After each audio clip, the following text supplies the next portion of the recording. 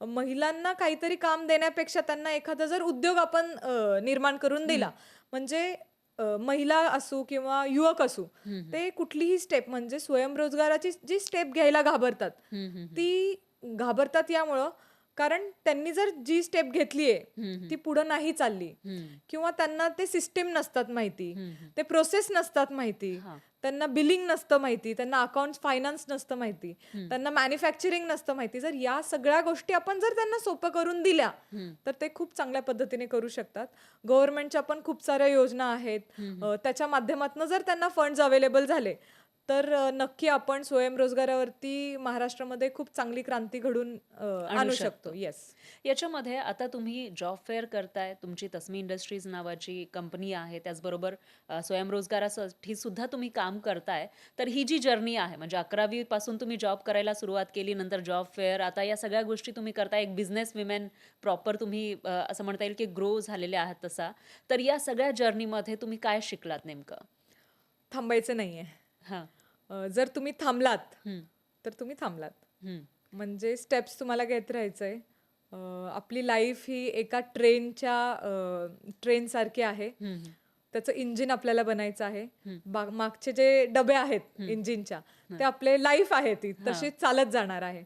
But जर इंजिनच थांबलं, हं, हं, जर तुम्हीच थांबलात, हं. तर मागं सुद्धा म्हणजे डबे सगळं काही चालणार नाहीत. थांबून येस, जाईल. Yes, yes. हां. तुम्हाला थांबायचं नाहीये फक्त. चालत तुम्हाला जायचं. एक-एक स्टेप घ्यायची. खूप छोटीशी स्टेप घ्या, बट चालत राहायचंय तुम्हाला. हं, हं. जर असं तुम्हाला कधी वाटत असेल, अशी कुठली कुठली निराशा येत असेल, की आता सगळं थांबलंय, असं वाटतं ना आपल्या हां, हां. आयुष्यामध्ये काम करत असताना, तर जस्ट एक पाऊल टाकायचंय पुढं, हं, हं. की ओके मला कुठं पोहोचायचं होतं, मला XYZ जागी पोहोचायचं होतं. हां. तर त्यासाठी मी काय केलं असतं, जर मी जर पोचलेच आहे असं समजा, हां. तर मला काय करता आलं असतं, तर XYZ गोष्ट करता आली असती. हं, हं. तर ते XYZ करणं सुरुवात करायची, म्हणजे चालत राहायचं पुढं. That's it. आणि याच्यामध्ये या जर्नीमध्ये तुम्ही जेव्हा पॉलिटिशियनला भेटता, तिथपर्यंत मंत्रालयामध्ये जाता, या सगळ्या गोष्टी करत असताना एक महिला म्हणून काही अडचणी आल्या? नाही, महिला म्हणून काहीच अडचणी नाही आल्या. हं. उलट महिलांना महिला आहेत म्हणून एक अपॉर्च्युनिटी आहे प्रॅक्टिकली. म्हणजे महिलांनीच महिलांना थांबवलेलं आहे कुठेतरी, की मी एक महिला आहे म्हणून. हं. तर ती जी भीती आहे ना महिला असण्याची, तुम्ही महिला आहात, मी महिला आहे. आज आपण इथं बसलेलो आहोत. जर आपण तोच विचार केला असता, की मी एक महिला आहे आणि मी काही नाही करू शकत, तर आपण काहीच केलं नसतं.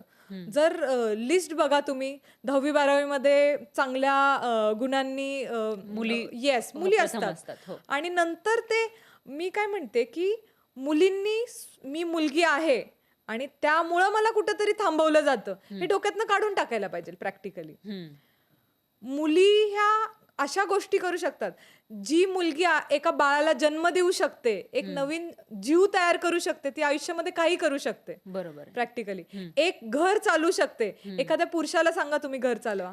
ते अशक्य गोष्ट आहे प्रॅक्टिकली. जर ती एवढे मल्टीटास्किंग काम करू शकते आणि हेच मल्टीटास्किंग जर तिने रोजगारामध्ये, स्वयंरोजगारामध्ये केलं, तर ती जे करू शकते ते पुरुष पण नाही करू शकत प्रॅक्टिकली. पण मुलींचं कॉन्सन्ट्रेशन पॉवर हे खूप भक्कम आहे. मुली हे एक चांगलं म्हणजे त्यांचं जे मल्टीटास्किंग येस, चांगलं करू येस, शकतात. Yes, yes. त्याचबरोबर मॅनेजमेंट चांगलं असतं. खूप मॅनेजमेंट चांगलं असतं मुलींचं. म्हणजे मुलांपेक्षाही ते कॉन्सन्ट्रेट असतात. राईट, ते राईट. भटकत फोकस नाहीत. करू हो, शकतात. येस, हां. Yes, yes. चांगल्या पद्धतीने फोकस करून येस. एखादी गोष्ट तिथपर्यंत जो काही एम आहे तिथपर्यंत त्या पोहोचू पोहोचू शकतात. शकतात. येस.